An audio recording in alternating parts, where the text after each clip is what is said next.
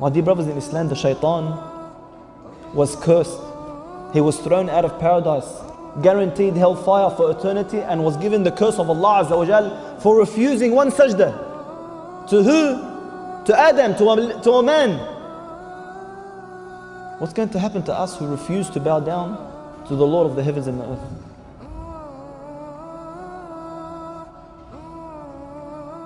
The shaitan cries every single time we go into sujood. He cries. That Adam was ordered to make sujood and he made sujood. And I was ordered to make sujood and I refused. That watchman that the Prophet ﷺ guaranteed, whoever gets up while the Muslim army was going to war and they was going to sleep that night, who wants to get up and be a watch guard for the Muslims? So two men stood up. They go, we'll do it. One would do half the night and the other would do the other half. So this man got up on the cliff and he's watching over the Muslims and he begins to pray. He's standing there watching, so he started praying. He started praying and the enemy came. And as they were approaching, he saw the man on the cliff and he knew this man would alert the Muslims, so they couldn't ambush them. So he grabbed the arrow and he shot him. And the arrow entered one part of his body and exited the other. And this man remained there standing praying. He did not want to leave his prayer. Look how important it was to him. He didn't want to leave his prayer. We took some of the shababs a few weeks ago to skirmish paintball. Little paintball just hits you, it stings. You should see them run. And it's killing and they're rolling on the floor in pain. This man took an arrow in one part of his body and out the other and he didn't move. Another arrow, the second one, straight in one part, out of the other.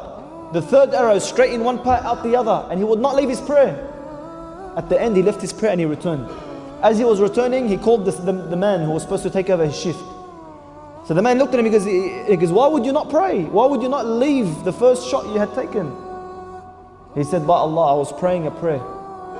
And I was reading a surah that was so beautiful that I did not want to leave. I wanted to die as I was praying and reading that surah.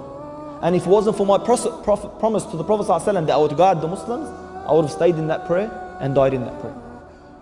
Look at the importance of salah in their lives.